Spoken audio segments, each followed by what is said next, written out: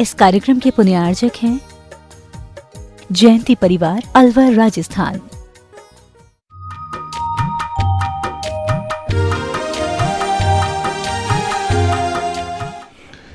नमो सिद्धाणं नमो आयर्याणं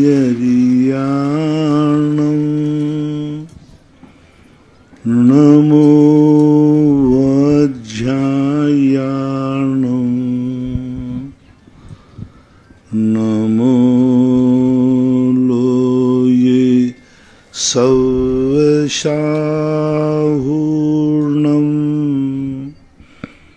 पंच परमेष्टि भगवान की जय। आचार्य श्री गुरुवर कुंद कुंद महाराज की जय। आचार्य श्री गुरुवर विद्यासागर महाराज की।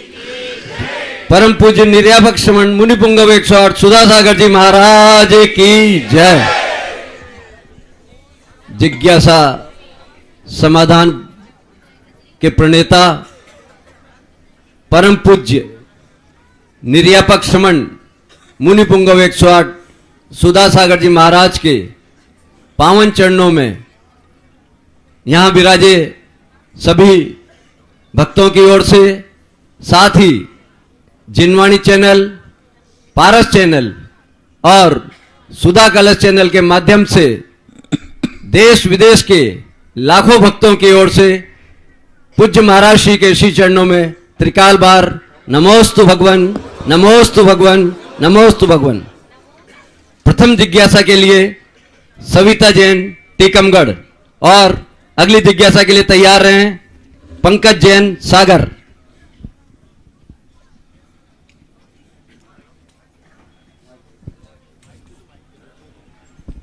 Mic phone.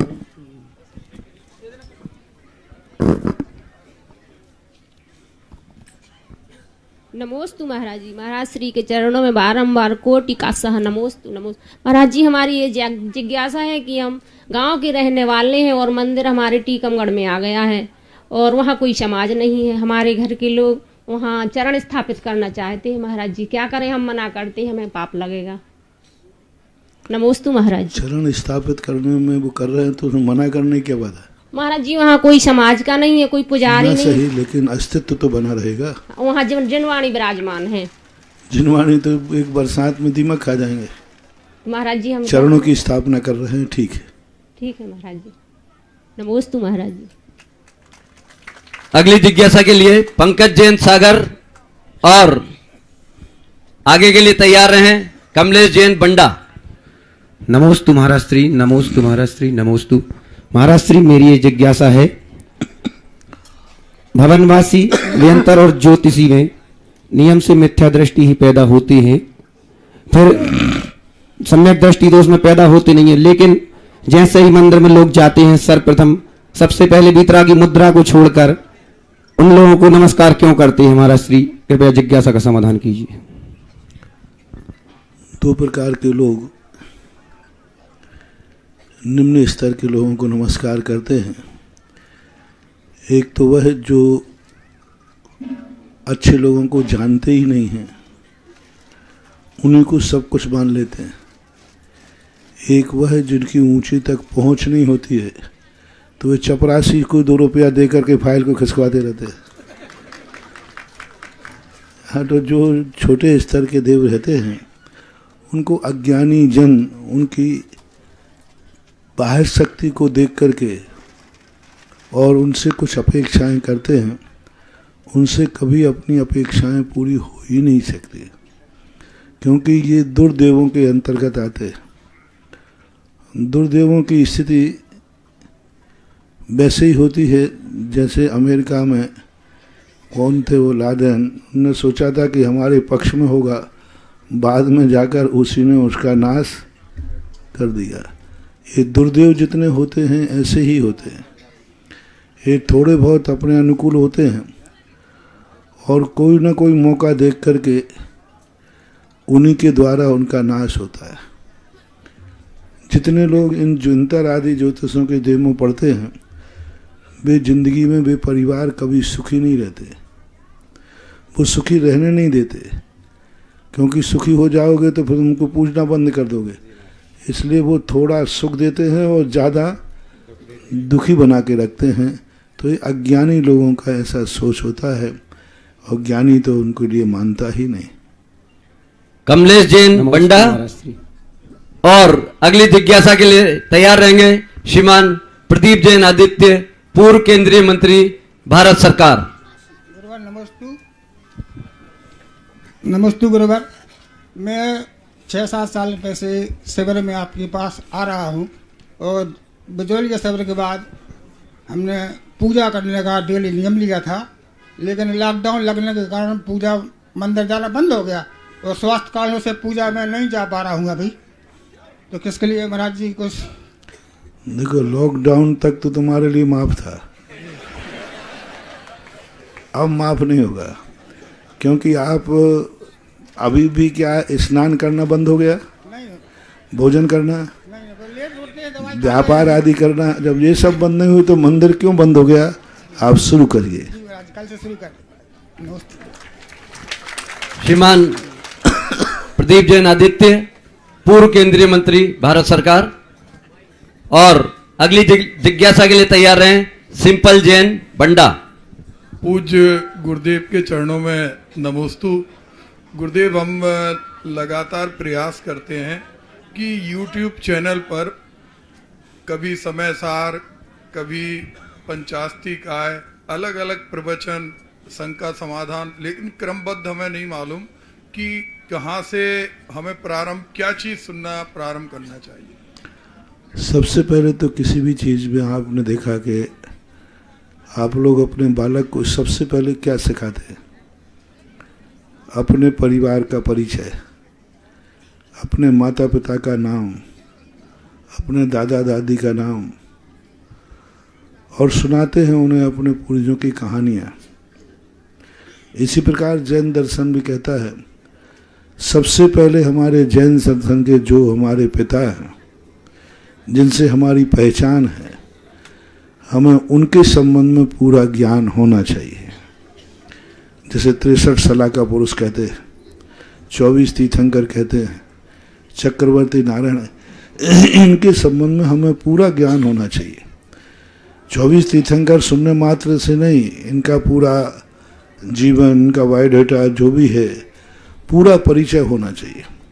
इसलिए सबसे पहले व्यक्ति को प्रथमान योग पढ़ना चाहिए। कुछ वर्ष पहले हमारे सभी मंदिरों में वाचनाएं होती थी, वचन का बोलते थे शाम को, उसमें प्रायः प्रथमान योग ही बांचा जाता था। धीरे धीरे प्रथमान योग गायब हो गया, इसलिए लोग क्रमबद्ध स्वाध्याय नहीं कर पा रहे।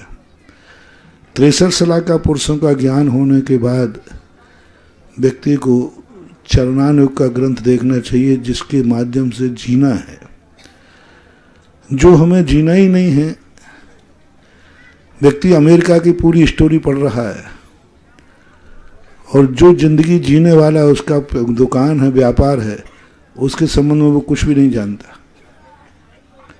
तो अमेरिका की स्टोरी पढ़ने से हमारी जिंदगी चलेगी कि हमारे व्यापार के संबंध की जानकारी? तो हमारा जो चरणानुयोग का ग्रंथ था, जो श्रावकाचार था, जिससे जिंदगी चलना है, जिसको जीना है, 24 घंटे निकालना है, वो श्रावकाचार आज स्वाध्याय से बंद है। यूट्यूब आदि में भी ये सब गायब है, क्योंकि चारत की बात आते ही व्यक्ति पसंद नहीं करता। अब द्रव्यान योग की जो आज वर्षवान परंपरा चल रही है, ये उनको इस जिंदगी में प्राप्त होना ही नहीं, आउट ऑफ कोर्स। अध्यात्म जो है वो आपके कोर्स से बाहर है। आप लोगों को अपना कोर्स पूरा करने के बाद टाइम मिले तो फिर आगे क्लास, जो होशियार विद्यार्थी होते हैं वे अपना कोर्स पूरा करने के बाद अगली क्लास का भी कोर्स कभी कभी देख लेते परिचय के लिए। तो इस रूप में देखना अलग चीज़ है, लेकिन वो तो आज जीवन का अंग बन गया। तो अध्यात्म जो है वह कभी भी, जब तक व्यक्ति की गृहस्थ अवस्था है, वो जीवन में अध्यात्म नहीं हो सकता। ज्ञान कला जिनके घट जागी, बेजग माही सहज बैरागी। ज्ञानी मगन विषय सुख भोगी, यह विपरीत संभव नाय। पंडित साहब बनारसी दास ने लिखा कि ज्ञान कला जिनके पास जाग जाए वो गृहस्थी में रह ही नहीं सकता, और गृहस्थी उसकी चल ही नहीं सकती, गृहस्थी मिटेगी, नियम है। अध्यात्म पढ़ने वाला सही अध्यात्म पढ़ लिया वो गृहस्थी में जी नहीं सकता। वो किस बहाने से जाए कि ये परिवार मेरा है, ये मकान मेरा है, ये दुकान मेरा है, क्योंकि उसकी तो तत्व दृष्टि प्राप्त हो गई कि मैं इन सब से भिन्न हूं। जब मैं इन सब से भिन्न हूं तो उनके प्रति उसकी प्रीति जागेगी नहीं,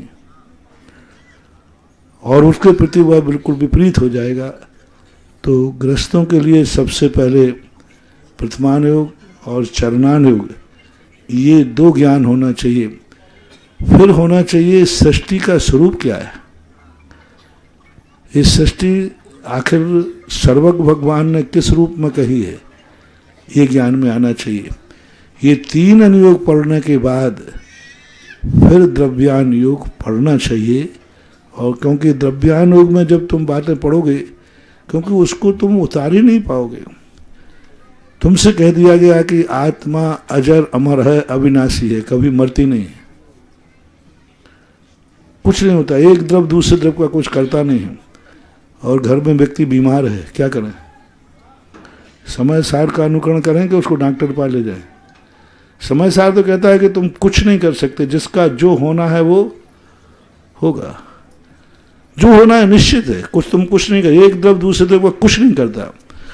तो अब समय सार की बात को मान के बैठ जाएं या उस व्यक्ति को अस्पताल ले जाएं? समय सार में अस्पताल नहीं है। यदि हम समय सार की बात मानते हैं तो मरीज हाथ से चला जाएगा, और मरीज को उठा के अस्पताल ले जाते हैं तो समय सार चला जाएगा। दोनों में से किसको खोना पसंद करेंगे मंत्री जी महोदय, पूर्व मंत्री? समय सार खोएगा या मरीज खोएगा? ये दो में से एक रहेगा। अंत में यही कहोगे कि महाराज जब समय सार को तुम्हें रखता हूं, मरीज को बचाता हूं, तो क्यों ना ऐसा ग्रंथ पढ़ा जाए जिसमें मरीज भी बच जाए और धर्म भी बच जाए। सिंपल जैन बंडा और अगली जिज्ञासा के लिए तैयार हैं जिनेन जैन रजवास।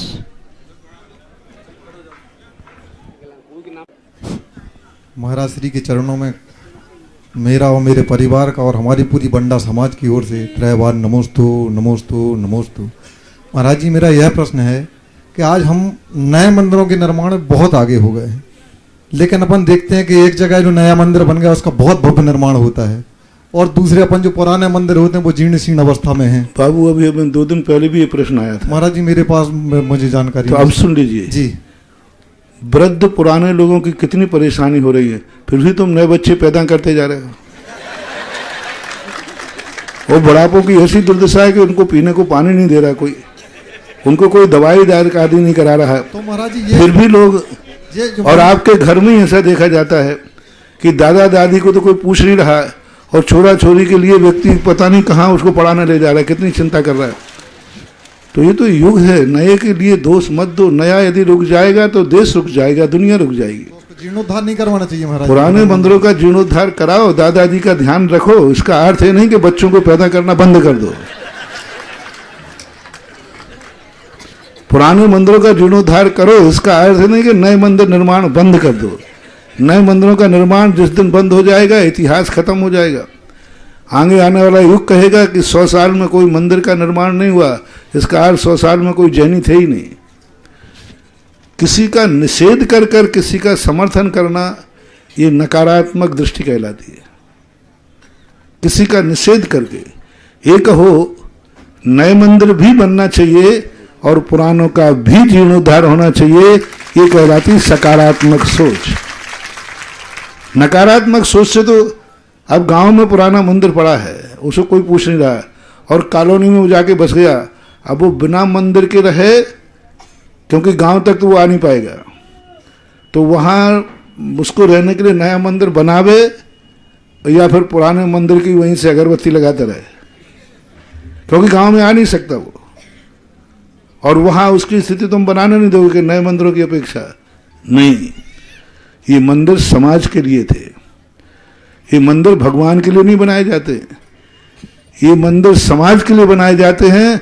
जहां समाज रहेगी वहां मंदिर होगा, मंदिर जहां होगा वहां समाज नहीं होगी। ध्यान रखना, मंदिर के लिए समाज नहीं है, समाज के लिए मंदिर है। जब भी मंदिर बनाते हैं किसके लिए बनाते हैं? भगवान के लिए। भगवान को तो मंदिर की जरूरत ही नहीं थी, वो तो सिद्धालय जा चुके। अपन लोग जो मंदिर बनाते हैं किस लिए बनाते हैं?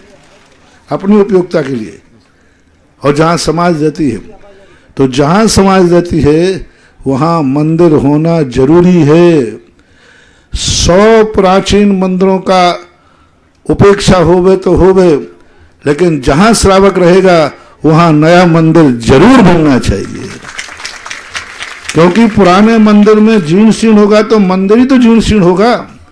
और यहां नया मंदिर नहीं बनेगा तो जनरेशन क्या गंधोदक लगाएगी, क्या शिक्षा देगी, क्या भक्ति करेगी, जनता का क्या, समाज का क्या होगा?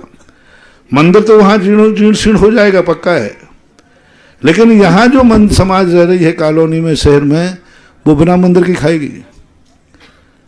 और जो नए बच्चे हैं वो तो मालूम ही नहीं चलेगा कि मंदिर कोई चीज है कि नहीं, तो इतिहास खत्म हो जाएगा। ये बहुत बड़ा सोच छोटा कहलाता है। जहां समाज है वहां मंदिर जरूर होना ही चाहिए। चाहे 1000 मंदिर गांव में हो, उनकी पूजा नहीं हो रही हो, लेकिन फिर भी जहां समाज रहती है उस कॉलोनी में मंदिर होना जरूरी है। क्योंकि समाज के लिए मंदिर है, मंदिर के लिए समाज नहीं है। जिनेन जैन रजवास और अगली जिज्ञासा के लिए तैयार रहें। गौरव जैन, अधिवक्ता, सुप्रीम कोर्ट। हे मुनिवर, धरती के देवता, मेरे चलते फिरते देवता, मेरे मन में एक जिज्ञासा है। जब आपके जीवन में, ग्रस्त जीवन में अत्यंत तीव्र परिणाम वैराग्य हुए थे, तो आप अपने जन्मभूमि ईश्वरवाड़ा से पहली बार क्या रजवास गर्भालय में आए थे क्या? पार्श्वनाथ, जो मूल नायक पार्श्वनाथ भगवान की मूर्ति है। और हमारा वर्तमान और भविष्य इतना लंबा है कि अतीत को कौन याद करता फिरे? अतीत की लकीरें वो याद करते फिरते जिनके वर्तमान छोटा होता है। मेरा वर्तमान ही इतना अच्छा है कि हमें तो यही सब कुछ दिख रहा है जहां बैठा हूं। नहीं, गुरु पर हमारे पूर्वज बताते हैं हमारे लिए कि यहाँ पे आए थे सुधासागर जी महाराज जी, तो हमें मन में संशय सा होता है। सही बात है कि आप आए थे और आप रुके थे। आपके हमारे बब्बा जी मंत्री थे, तो उन्हें झूठ बोला था मंदिर में आपके ग्रस्त जीवन के पिताजी वगैरह से कि तो शांति, आगे प्रश्न करें। साधु से वही प्रश्न करें जिसमें साधु को उत्तर देने में संकोच न हो। गौरव जैन, अधिवक्ता, सुप्रीम कोर्ट। और अगली जिज्ञासा के लिए तैयार हैं। तनु जैन, प्रतिभा स्थली। नमोस्तु महाराज जी, आपके चरणों में बारंबार नमन। एक छोटा सा प्रश्न है हमारा कि जैसे हम अपने धर्म की बात करते हैं, किसी नए आदमी को बताते हैं, तो काफी सारे लोग जो होते हैं जागरूक होते हैं धर्म के लिए, तो वो पूछते हैं कि जैसे हिंदू हो तो तुम ऐसे कर्म कांड करके बन सकते हो। तो कई बार लोग पूछते हैं कि अगर जैन बनना हो तो जैन कैसे बने, तो उसको हम क्या उत्तर दे सकते हैं? जैन बनने के लिए सबसे बड़ी चीज होती है आचार। आचार में परिवर्तन, और आचार में स्वयं परिवर्तन नहीं, आचार की संस्कृति के विरुद्ध जो हैं उनसे भी त्याग। हमारे यहाँ षड अनायतनों में खोटे देव, खोटे साथ, खोटे गुरु को 3 कहे, और 3 कहे इनको मानने वाले, खोटे देव को मानने वाले, खोटे साथ को मानने वाले, खोटे देव को मानने वाले भी ये अनायतन है। इन अनायतन का व्यक्ति त्याग नहीं कर पाता। मान लीजिए वो कह देगा कि मैं रात्रि भोजन त्याग करता हूँ, वो सोच लेगा कि मैं सच्चे देव को नमस्कार करूंगा, लेकिन वो खोटे देवों की मानने वालों की संगति नहीं छोड़ पाएगा।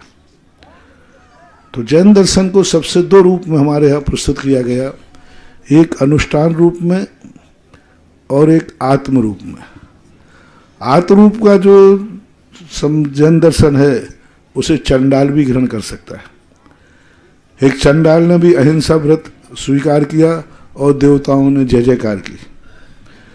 एक मातंग धीवर मछली पकड़ने वाला भी जैनी हो सकता है। लेकिन जब अनुष्ठान की बात आएगी तो अनुष्ठान में कहा देश कुल जाई शुद्धा। देश से, कुल से और जाति से जो शुद्ध है वही अनुष्ठान करने का अधिकारी है। जैसे अभिषेक करना अनुष्ठान है, मूर्ति बैठाना अनुष्ठान है, आहार देना अनुष्ठान है, विधान पंचकल्याणक आदि करना अनुष्ठान है। इन अनुष्ठान करने के लिए तो कुल से शुद्ध होना जरूरी है। लेकिन जो आत्मिक धर्म है उसके लिए कुल शुद्ध होने की जरूरी नहीं। निम्न कुल में जन्म लेने वाले, महान पापियों से पापी कुल में जन्म लेने वाले लोगों में से किसी ने धर्म स्वीकार किया तो उनको भी जैन धर्म ने शरण दी और उनका कल्याण हुआ। सबसे बड़ी चीज कहाँ विडंबना आ रही, व्यक्ति जैनी बनना चाहता है, सबसे पहले अनुष्ठान में प्रवेश चाहता है।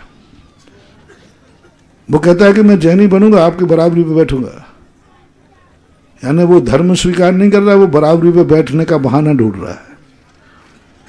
वो कहता है मैं जैनी बन जाऊंगा लेकिन मंदिर में अभिषेक करूंगा, तो वो मंदिर में धर्म स्वीकार नहीं कर रहा है, वो मंदिर को भ्रष्ट करने की सोच रहा है। तो ये कुछ परंपराएं ऐसी हैं जो जैन दर्शन कहता है कि अनुष्ठान रूप धर्म तो कुल शुद्धि से ही संभव है, लेकिन पारमार्थिक जो धर्म है वह निम्न लोगों को ने स्वीकार किया है और आज भी कर सकते हैं।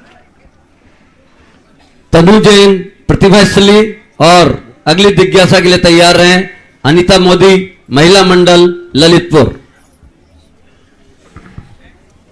महाराज जी को मेरा त्रिवार नमोस्तु नमोस्तु नमोस्तु, और मेरे परिवार, मित्र और मेरी प्रतिभाशाली की बहनों और दीदीजियों की तरफ से नमोस्तु नमोस्तु नमोस्तु। मेरा प्रश्न यह है कि हम पुण्य को महसूस कैसे करें, अगर पुण्य, और हमें पुण्य कैसे मिले, मतलब हम पुण्य कैसे प्राप्त कर सकते हैं? पुण्य को महसूस सब किया जाता है जब व्यक्ति को अपने जीवन में चारों तरफ से लोग एक अच्छी दृष्टि से देखते हैं। समझना चाहिए कि हमारे पास पुण्य है, लोग हमें अच्छा कहते हैं।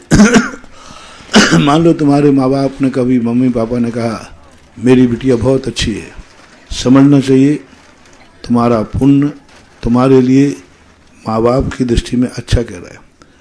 तुम्हारी सहेली, तुम्हारे मित्र तुम्हें सबसे अच्छा कहते हैं कि बहुत अच्छी बच्ची है, हमारा दोस्त बहुत अच्छा है। क्लास में सब लोग तुम्हें आदर्श मानते हैं, तो पुण्य को महसूस करना चाहिए। और कभी कभी स्वयं को ऐसा महसूस होता है कि मैं जो कुछ कर रहा हूँ या एक आदर्श है, अच्छा है, तो व्यक्ति को पुण्य का महसूस होता है। पुण्य को दो रूप में देखते हैं, एक तो होता है अच्छाई के रूप में, एक होता है सुख विलासता के रूप में। एक गुंडा और चोर भी कहता है मेरा पुण्य, मैं चोरी करूंगा लेकिन कोई मुझे पकड़ नहीं पाएगा।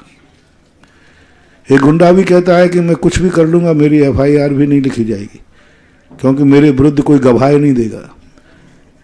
वो भी पुण्य को महसूस कर रहा है। वो कह रहा है कि मैं कुछ भी कर लूंगा, मेरे कोई होना ही नहीं क्योंकि मेरे व्यक्ति कोई गवाही नहीं देगा, मेरा टेलर ऐसा है। तो वो भी पुण्य को महसूस कर रहा है, लेकिन ये कहलाता है पापानुबंधी पुण्य, गंदा पुण्य।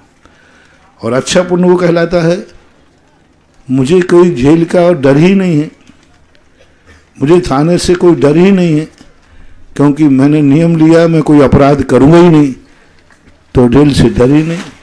कुंदकुंद स्वामी ने कहा कि जो स्वयं निरपराधी हो जाता है उसे कोर्ट, न्यायालय और राजा से डर नहीं लगता क्योंकि उसने अपराध किया ही नहीं। ऐसा और हम ऐसा क्या करें कि हमें पुण्य लगे, हम ऐसा अच्छी आदत बनो, बहुत अच्छे बनो जिससे सारे लोग तुम्हारी प्रशंसा करें।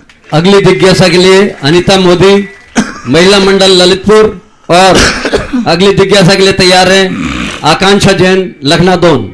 मेरे आराध्य गुरुवर के चरणों में मेरी ओर से एवं मेरे परिवार, कल्याणपुरा परिवार की ओर से एवं समस्त जैन समाज ललितपुर की ओर से, समस्त महिला स्वयंसेवी संस्थाएं ललितपुर की ओर से कोटि कोटि नमोस्तु गुरुवर, नमोस्तु गुरुवर, नमोस्तु गुरुवर। गुरुवर मेरी जिज्ञासा है कि गुरुवर कुछ जिनवाणियों में पूजा में, प्रथम पूजा में ये भी लिखा है कि जो होना है सो निश्चय है, केवल ज्ञानी ने गाया है। मुझे इसका अर्थ बताएं गुरुवर। पहली बात तो है केवल ज्ञानी ने तो गाया ही नहीं है, जो होना है सो निश्चित है। केवल पहली बात तो केवल ज्ञानी कोई गायक नहीं थे जो गाना गाते थे। उन्होंने जो कहा है वो तो ये कहा ही नहीं, पूरे किसी शास्त्र में नहीं कहा जो होना है सो निश्चित है। यदि ये कहा होता तो फिर हमसे क्यों कहते कि 4 हाथ देख के चलो? क्यों कहते तुम ऐसा मत करो? क्यों ये पिछी देते कि पिछी को लेकर के जीवों को बचाओ? हमसे कहा तुम 4 हाथ देख के चलो। क्यों चलूं? जो होना है सो निश्चित है। मैं क्यों देखूं? केवली भगवान ने कभी भी नियत नहीं देखा। पूज्यवर अकलंग स्वामी ने स्पष्ट लिखा, केवली भगवान जो जानते हैं वह नहीं होता है, जो होता है वो जानते हैं। उन्होंने जो उपदेश हमें दिया है सब पग पग पर सावधानी का दिया। ऐसा मत करो, ऐसा करने से पाप है, ऐसा करने से मिथ्यात है। क्यों कह रहे मिथ्यात है? वो तो निश्चित है कि होना है, जो मिथ्या दृष्टि है तो वो रहेगा। फिर उपदेश क्यों? देशना लब्धि क्यों? किसके लिए उपदेश दे रहे हैं भगवान समूषण बैठ के? क्योंकि वो जान रहा है जिसका जो होना है वो तो निश्चित है। यदि ये नियत है तो उपदेश कैसा? तो ऐसा नहीं है। भगवान ने यही कहा है कि जो तुम्हारे लिए करने योग्य है वह करो। एक बार बहुत पहले के बीना बजरिया में इसी विचारधारा के लोग थे। एक सज्जन खड़े होकर बोले महाराज जी, मैं पुरुषार्थ पर उपदेश दे रहा था कि भाई देखो, सबको अपना जीवन संभालना चाहिए, ऐसा नहीं करना चाहिए, ऐसा करना चाहिए। तो वो खड़े, महाराज जी जो होना है वो तो निश्चित है। सर्वक भगवान ने जो देखा है, और सर्वक भगवान ने क्या देखा? 20 सभा में वो खड़े हो गए। मैंने तुरंत दिमाग लगाया, क्योंकि सडनली मुझे आगे का ब्रेक लगाना पड़ा, प्रवचन का फ्लो चल रहा था।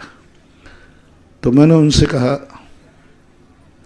अच्छे शब्दों में जवाब दूं या बुरे शब्दों में? अच्छे शब्दों में जवाब दूं या बुरे शब्दों में? तो बोले महाराज जी सब लोग बैठे हैं, अच्छे शब्दों में बोलना। मैंने कहा यही इसका जवाब है, कुछ हमारे हाथ में भी है।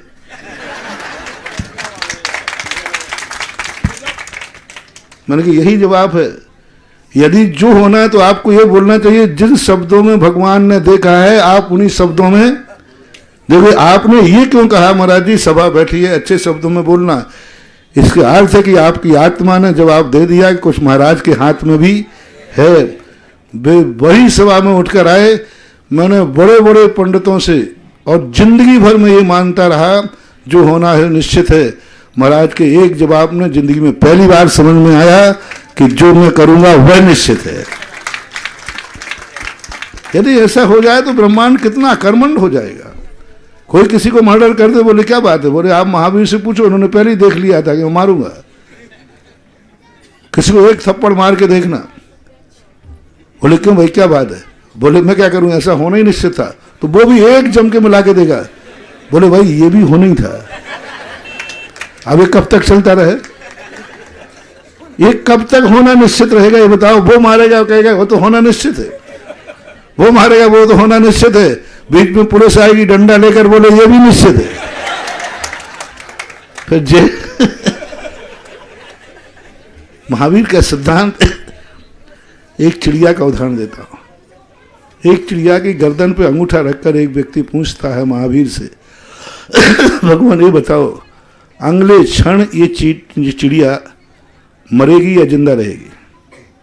उंगली कहाँ है गौरव बाबू? उंगली कहाँ है? अगले क्षण जिंदा रहेगी कि मरेगी? महावीर कहते हैं मरेगी। यूं कर देगा, उड़ जाएगी ना। और वो कहें जिंदा रहेगी तो वो यूं कर देगा। तो महावीर कहते हैं तू अंगूठा दबा देगा तो मर जाएगी, और नहीं दबाएगा तो उड़ जाएगी। यह है जैन दर्शन का अनेकांत धर्म। कहीं जैन दर्शन ने यह नहीं कहा। और दूसरी बात, भगवान ने जो जाना है उससे हमारा कल्याण है, या भगवान ने जो कहा है उससे हमारा कल्याण है? बोलो। मैं जो जानता हूं उससे तुम्हारा कल्याण होगा कि मैं जो बोल रहा हूं उससे होगा? तो भगवान ने तो हमें उपदेश दिया है कि तुम सावधानी से रहो। तो मैंने जब तुमने कहा ना जो जो होती बीतराग ने, जो होती है वह निश्चित है। तो मैंने लिखा जो होना है सो निश्चित है, भीतरागी ने गाया, ऐसे कुछ कहा था ना, जो होना है। तो मैंने उससे लिखा था, क्या क्या देखी भीतराग ने, तू क्या जाने कीरा रे। भगवान ने क्या देखा है, हम छोटी बुद्धि से क्या जाने। अपन तो इतना जानते हैं, भगवान ने कहा 4 हाथ देख के चलो, उसी में हमारा कल्याण है। आकांक्षा जैन लखनऊ, और अगली जिज्ञासा के लिए तैयार रहें खुशबू जैन पूना। बारंबार नमोस्तु गुरुदेव। गुरुदेव, लोगों के पास अपनी जिंदगी से अच्छे अनुभव होते हुए भी वो दूसरों के साथ गलत करने का क्यों सोचते हैं?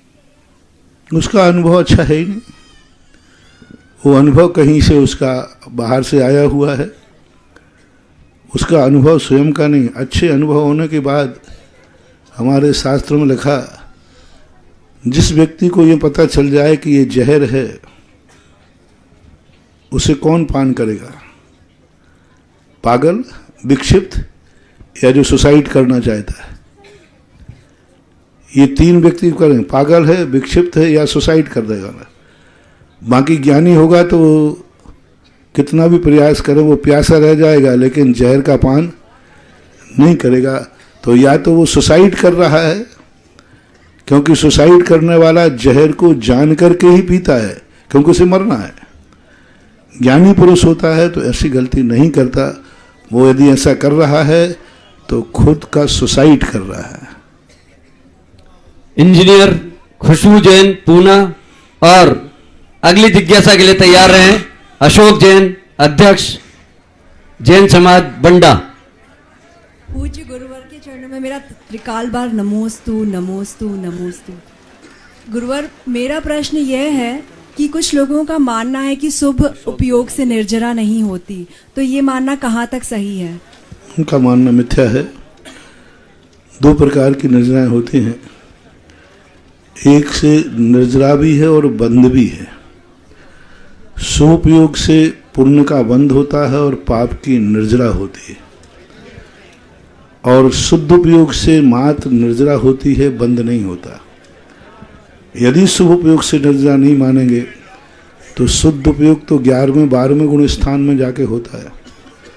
उसके पहले जो मुनिराज हैं, देशवती हैं, प्रति समय कर्मों की निर्जरा करते हैं, वो शुभ उपयोग के माध्यम से करते हैं। कुंद स्वामी कहते हैं कि शुभ उपयोग बंध का कारण है, बंध है, लेकिन उसी के साथ पाप की निर्जरा भी होती है। जब कोई द्रव्य संग्रहकार में पूज्यवत नेमीचंद महाराज ने लिखा, असुहादो गुणवित्ति सुहे पवित्ति जान चारित्रम, अशुभ से निर्वृत्ति और शुभ में प्रवृत्ति। इसी प्रकार से अशुभ के कर्मों की तो निर्जरा होती है प्रति समय, और शुभ कर्मों का बंध होता है, इसलिए उसको बंध की कोटि में ले लेते हैं अध्यात्म ग्रंथ। लेकिन चरणानुयोग कर्म सिद्धांत शुभ उपयोग से भी निर्जरा मानते हैं और होती ही है। अशोक जैन बंडा, और अगली जिज्ञासा के लिए तैयार हैं सपना जैन मालथोन।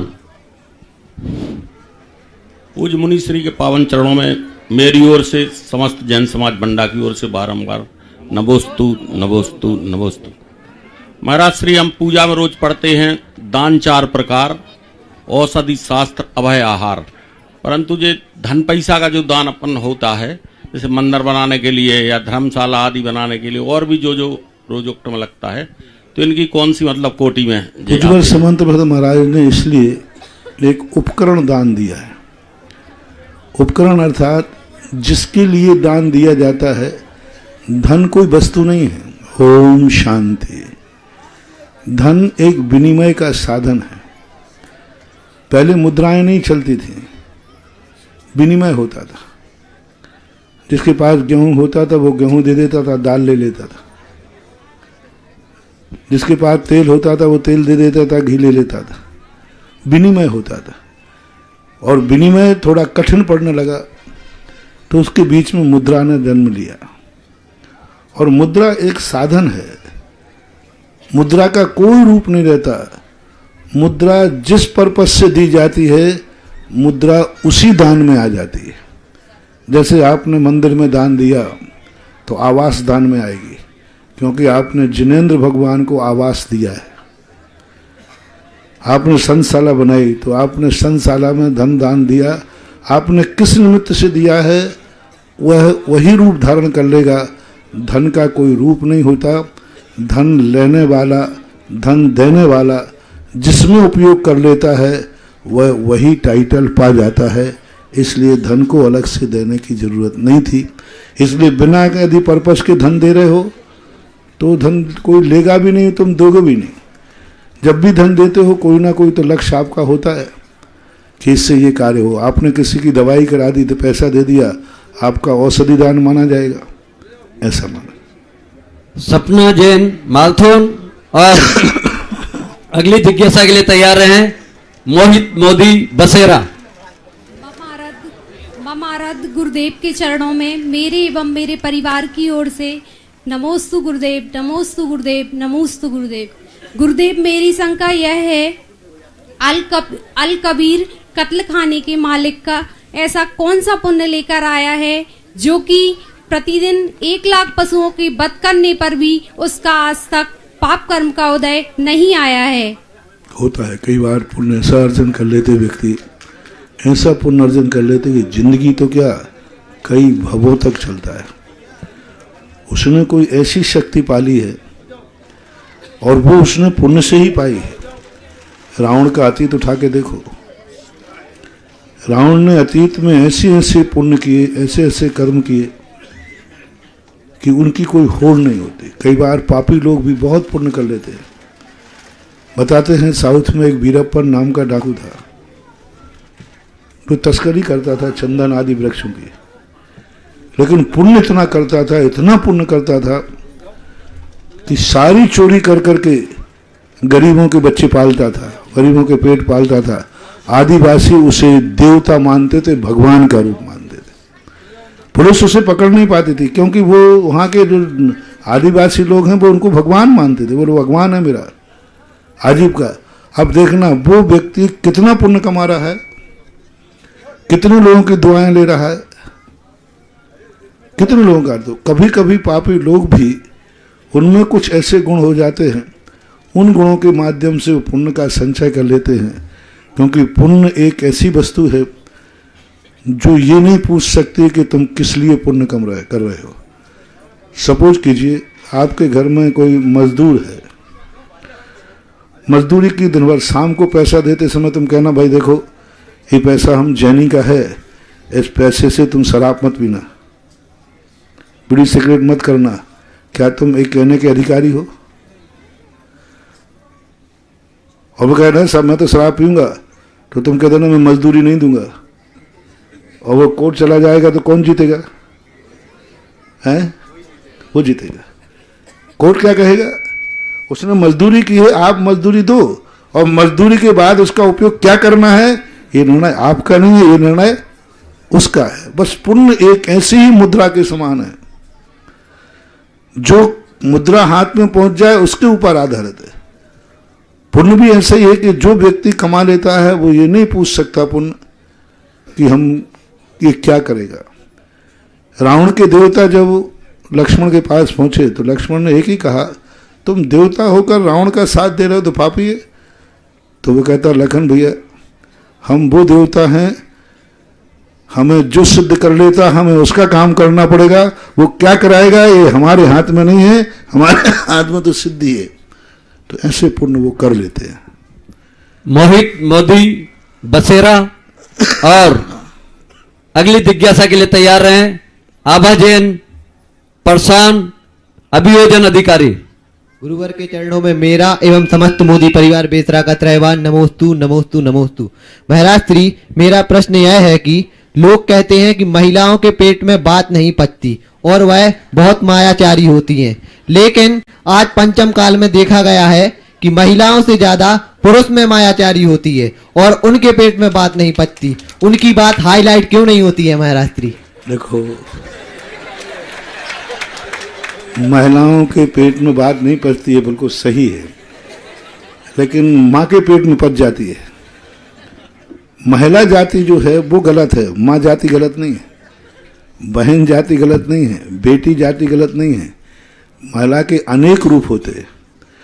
और पुरुष के संबंध में एक बहुत, इसके संबंध में वैष्णव दर्शन में एक कहानी आती है कि जब कुंती ने रहस्य खोला कर्ण के सामने कि मैं तेरी माँ हूँ, और माँ होने के बाद जब वरदान मांगती है कि तुम अर्जुन आदि के लिए नहीं मारना, तब कर्ण कहता है कि इतने दिनों तक आप छुपा के रखा। जब बाद में धर्मराज को ये बात पता चलती है कि कर्ण मेरे हाथ से मारा गया, वो मेरा भाई था, तब धर्मराज अपनी माँ को निमित्त बना करके एक अभिशाप देते हैं, जाओ आज के बाद माँ के पेट में कोई बात नहीं बचेगी। ऐसा उनके यहाँ का आता है, बात आती है। अब उसमें सत्यता कहाँ है पता नहीं, लेकिन पुरुषों में भी है, लेकिन पुरुष कई बार बात को पी जाता है। मायाचारी उतनी नहीं रहती। गृहस्थ की इनकी मायाचारी के लिए हमारे शास्त्रों में आया है, स्त्री की कसाय और पुरुष की कसाय। पुरुष की कसाय घास की आग के समान होती है और स्त्रियों की कसाय कंडे की आग के समान होती है। पुरुष की आग कैसे होती है? जो एकदम भड़क जाएगी, और स्त्रियों की कसाय होती कंडे की आग के समान, जो धधकती नहीं है, धुंधाती है। ऊपर से लगता है कि इसमें आग है ही नहीं, और पैर रखो तो ऐसा चटका लगेगा पता चल जाए। ऊपर से देखने में लगता है कि इस कंडे में कोई आग नहीं है और अंदर आग जलती रहती है। तो ये पूज्यवर नेमीचंद महाराज ने घोमट सार के अंदर उदाहरण दिया है। इसलिए पुरुष में कसाय तो है, लेकिन वो घास के समान दहकती है, जो दुनिया को पता चल जाती है। और इनकी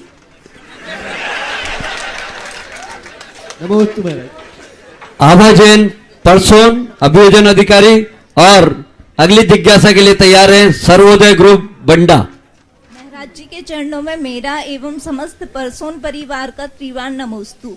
महाराज जी, जब मेरी गृह पुलिस विभाग में नियुक्ति हुई, उस समय मेरी ट्रेनिंग एशिया के सबसे बड़े प्रतिष्ठान में हुई थी। वहां से किसी भी व्यक्ति को बाहर जाने की कोई भी परमिशन नहीं थी, लेकिन महाराज जी आपके आशीर्वाद से मुझे जिन दर्शन की और शुद्ध भोजन की व्यवस्था हुई थी।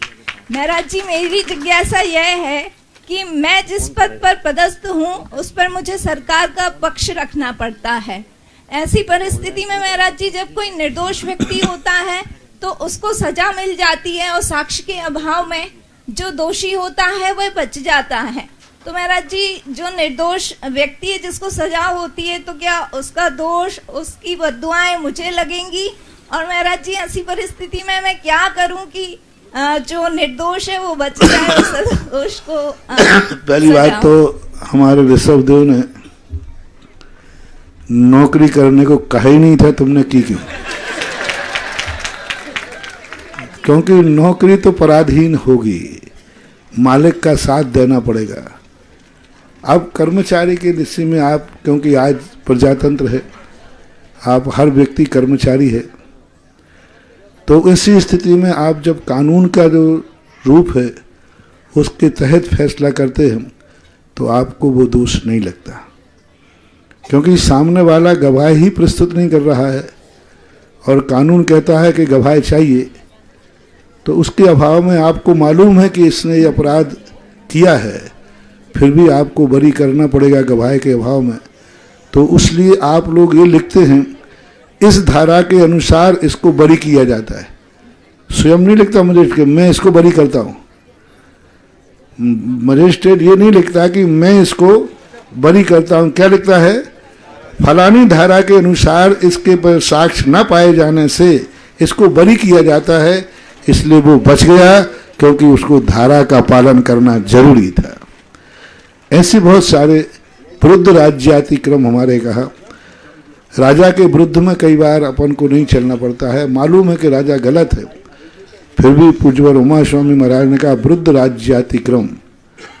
राजा के विरुद्ध चलने से हानि बहुत ज़्यादा हो सकती है, फायदे तो कम है लेकिन नुकसान है। इसलिए आपको यही है पश्चाताप और ये भावना भाना चाहिए कि देखो मुझे इसे मजबूर होकर छोड़ना पड़ रहा, अपराधी तो है ही, भगवान इसको कहीं ना कहीं इस प्रकार का दंड मिलना चाहिए जिससे भविष्य में अपराध न कर सके। ऐसी अपन भावनात्मक पक्ष अपना अंदर से रख सकते हैं। सर्वोदय ग्रुप बंडा और अगली जिज्ञासा के लिए तैयार रहें। मुकेश जैन बीना। सर्वोदय ग्रुप की तरफ से मुनिश्री को नमोस्तु नमोस्तु नमोस्तु। मुनिश्री, मेरा यह प्रश्न है कि चक्रवर्ती की पटरानी को कौन सा संघनन होना चाहिए? कर्म भूमि में संघनन 3 ही होते, चाहे चक्रवर्ती की पटरानी हो चाहे तीर्थंकर की माता हो।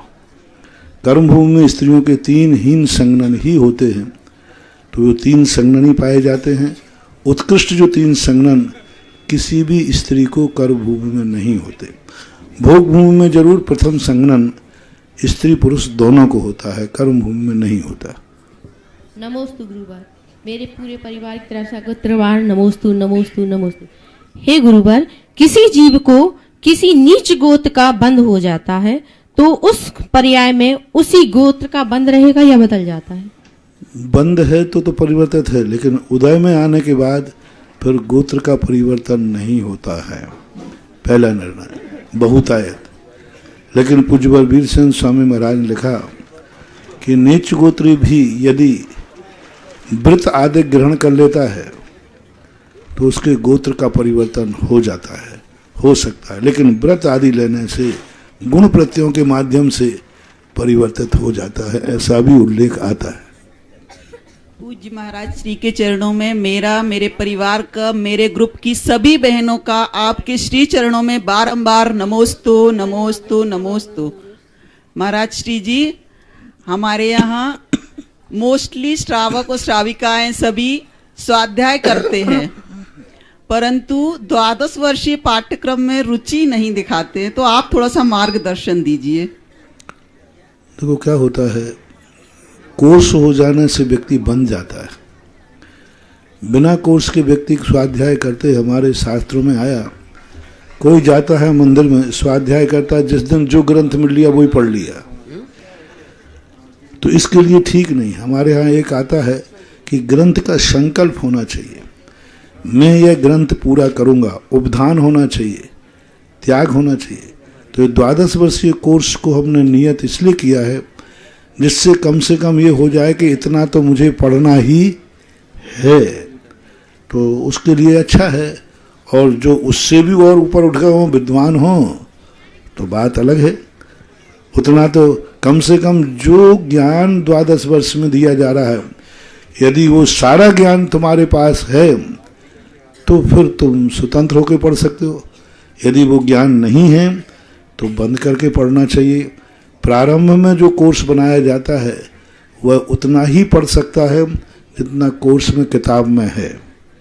आगे आगे जैसे जैसे बढ़ते जाएंगे फिर जाकर के व्यक्ति को टेक्स्ट बुक नहीं होती, फिर तो कोई सी किताब में से चैप्टर ढूंढ सकते हैं, लेकिन प्रारंभ में तो कोर्स होना ही चाहिए। मुकेश जैन बीना और अगली जिज्ञासा के लिए तैयार रहें। रीटा जैन झांसी। महाराज श्री बारंबार नमोस्तु। मेरी जिज्ञासा है कि गृहस्थ व्रती शादी विवाह में जा सकते हैं या नहीं, और जाते हैं तो उनको क्या पुण्य पाप रहता है? उनके लिए अपने परिवार के, अपने कुटुंब के विवाह आदि में जाना यदि जरूरी है तो जाना पड़ेगा। उनके बिना कार्य नहीं हो सकता है, वो कार्य उनको करना पड़ेगा। लेकिन वृत्ति के लिए बेटा जा सकता है, लेकिन फिर भी बाप कहे नहीं मैं बैठा हूँ मैं जाऊँगा, तो इसकी भूल है। मजबूर परोभाय के लिए छूट दी है। अपने बच्चों के, अपने परिवार कुटुंबों के में यदि जाना अनिवार्य है, यदि वो नहीं जाएगा तो कार्यक्रम में विपरीतता आ सकती है, तो फिर वो जाएगा। रीटा जैन झांसी और अगली जिज्ञासा के लिए तैयार रहें। आस्था जैन मालथोन।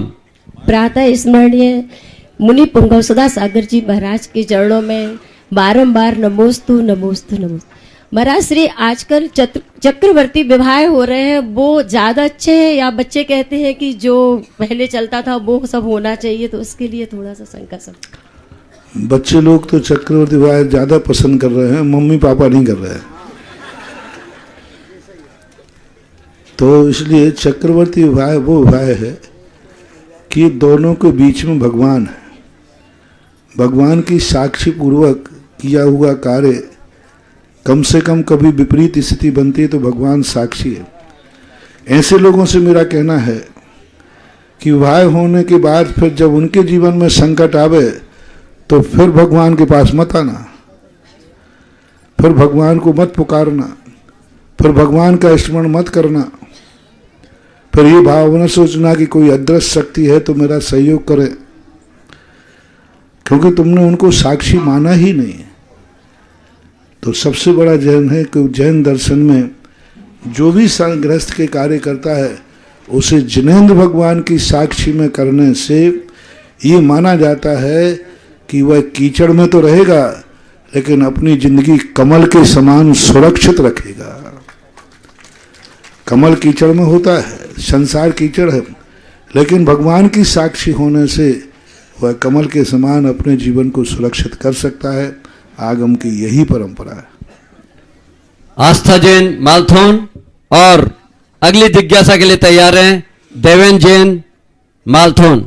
नमोस्तु महाराज श्री, मेरी यह जिज्ञासा है कि हम जाप करने का नियम लेते हैं लेकिन किसी दिन किसी कारण बस जाप नहीं कर पाते हैं, तो वो जाप हम दूसरे दिन करते हैं, तो महाराज जी ये कहाँ तक उचित है और इसमें दोष लगता है? नहीं, दूसरे दिन करना, पर एक और प्रायश्चित की करना, यानी जिस दिन आज जाप देना है नहीं दे पाए तो उस जाप का और भी प्रायश्चित किया जा सकता है भोजन पानी में त्याग करके। अन्यथा कल एक माला तो कल की, एक माला आज की और एक माला कल नहीं कर पाए तो प्रायश्चित की, यानी 3 मालाएं फेरना चाहिए तो थोड़ा बहुत बैलेंस बराबर हो सकता है। देवेन जैन मालथोन और अगली जिज्ञासा के लिए तैयार हैं कुमारी सुरभि जैन सागर। गुरुदेव के चरणों में मेरे और मेरे परिवार को त्रिकालवान नमोस्तु गुरुदेव, नमोस्तु नमोस्तु। मेरी जिज्ञासा यह है गुरुदेव कि अभिषेक पूजन का नियम लेकर यदि नियम टूट जाए तो कितना दोष लगता है, और यदि पूजन कभी कभी कर पाए तो पुण्य लगेगा? नियम टूट जाए तो कभी कभी जब तुम्हारे जीवन में कोई अच्छा कार्य कर रहे हो वो बीच में टूट जाएगा। तुम किसी कार्य में जा रहे होगे, बीच में विघ्न आ जाएगा। टिट फॉर टैट, जैसा करोगे वैसा पाओगे। यदि आप यहाँ पर चूक कर रहे हैं तो वहाँ भी कहीं ना कहीं चूक होगी। फिर तुम कहोगे महाराज जी मेरे इस कार्य के लिए मैं जा रहा था, बीच में विघ्न क्यों आ गया, बीच में कार्य क्यों टूट गया?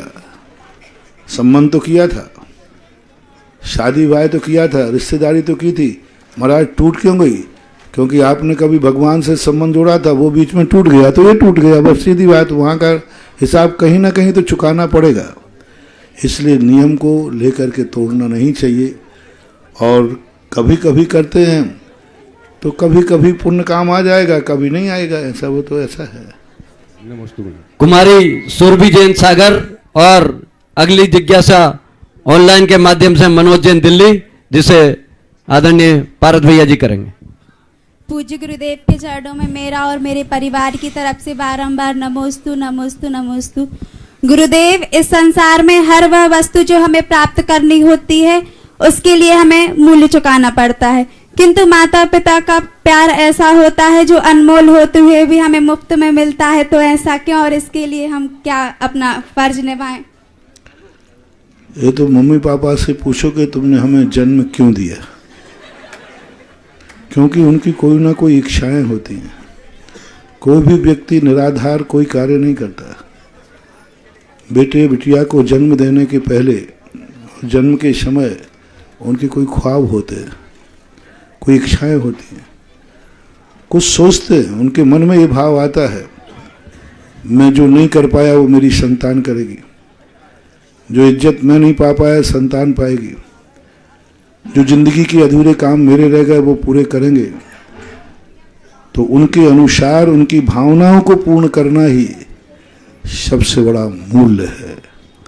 पूज्यवर अकलंग स्वामी ने राजवार्तिक में लिखा, शिष्य पर गुरु का उपकार है, लेकिन गुरु का शिष्य के ऊपर उपकार क्या है?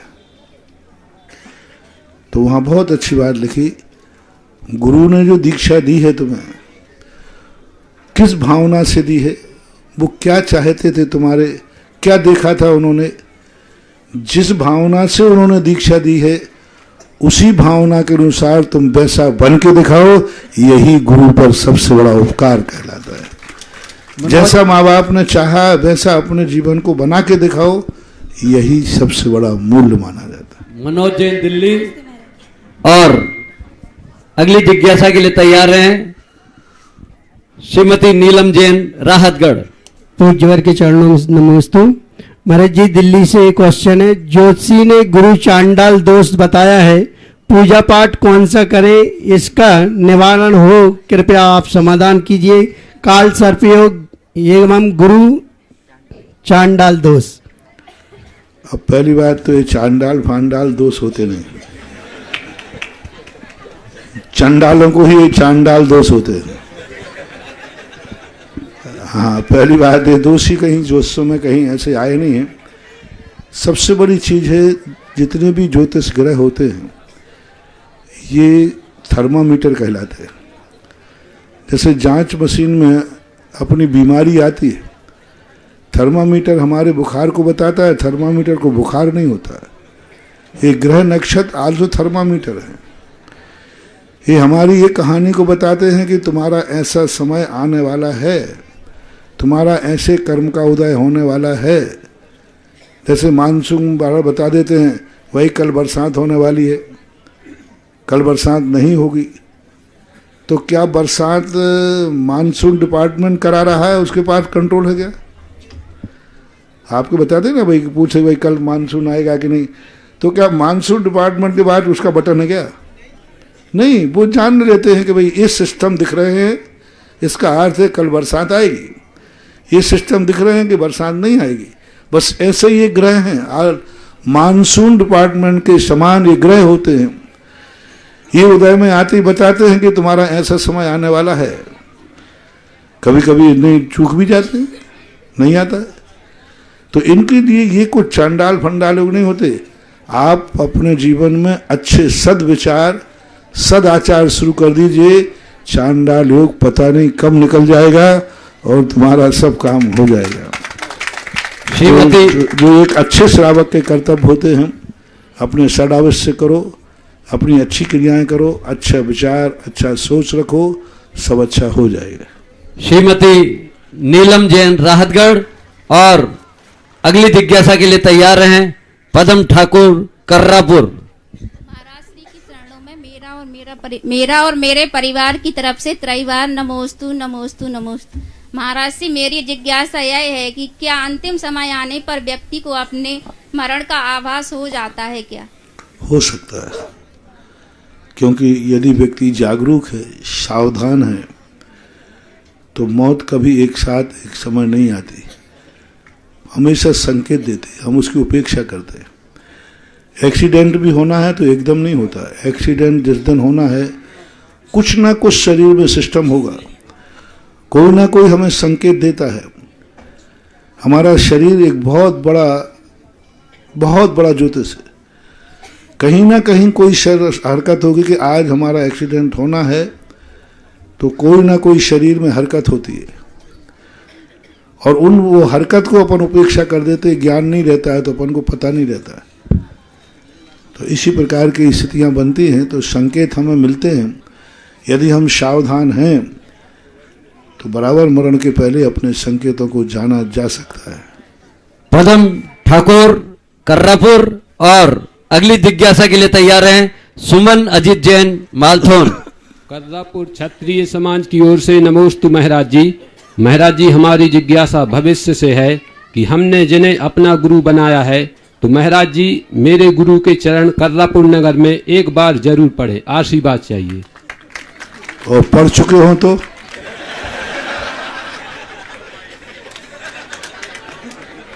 पढ़ चुके हो तो उसका भी तो हिसाब बता दो। महाराज जी हमारे जीवन में नहीं पड़ा अभी। चलो जिज्ञासा बोले। सुमन अजीत जैन मालथोन और अंतिम जिज्ञासा के लिए तैयार रहे अंजना जैन पाली। नमोस्तु नमोस्तु। गणधर देव सुनने में तो आते हैं, प्रति गणधर देव किसे कहते हैं? गणधर देव प्रति गणधर देव में कोई विशेष अंतर नहीं होता। जैसे मुनि महाराज होते हैं, पहले दीक्षा हो जाती तो वो बड़े महाराज हो जाते, दूसरे नंबर पर होती तो दूसरे महाराज हो जाते। गणधर सभी बराबर होते हैं। जो प्रथम गणधर बनते वो प्रथम गणधर कहलाते हैं, शेष गणधरों को प्रति गणधर बोलते हैं। बस इतना ही और कोई अंतर नहीं। अंतिम जिज्ञासा अंजना जैन पाली।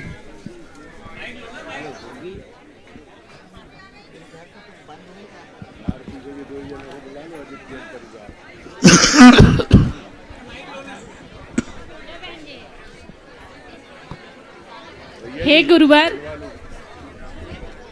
गुरुवर, मेरे परिवार और पाली समाज की ओर से आपके चरणों में कोटिशान नमोस्तु नमोस्तु नमोस्तु। हे गुरुवर, मेरी जिज्ञासा यह है कि जब हम किसी तीर्थ क्षेत्र पर श्री जिनेन्द्र देव की प्रतिमा जी को विराजमान करवाते हैं तो उसका क्या पुण्य फल मिलता है और उसके प्रति हमारा क्या उत्तरदायित्व होता है? गुरुवार जिज्ञासा का समाधान करें। तीर्थ क्षेत्रों पर जो प्रतिमा विराजमान होती है वहाँ की सहमति और उसकी सदा पूजा पाठ होता रहे, इस प्रकार के ध्रुव फंड आदि भी जमा कराना चाहिए। और पुण्यवंत तो जब तीर्थ क्षेत्रों पर वंदना करती है सारी दुनिया, तो अपने आप महान पुण्यवंत तो होता ही है। पूज्य महाराष्ट्र की आरती के लिए बोली के माध्यम से हम चयन करेंगे। कितने से? 51,151 रुपए। पूज्य महाराष्ट्र की आरती के लिए 51,151 रुपए। 51,151 रुपए। जिस भी किसी महानुभाव के जो भी पूज्य महाराष्ट्र की प्रथम आरती करना चाहें, बोली चल रही है 51,151 51,151 रुपए एक, 51,151 रुपए दो, और अंतिम बार पूछ के 51,151 रुपए तीन। ये सौभाग्य प्राप्त किया है। ये सौभाग्य प्राप्त किया है श्रीमान अजीत जैन, सुमन जैन मालथोन, आकाश खुशबू मालथोन।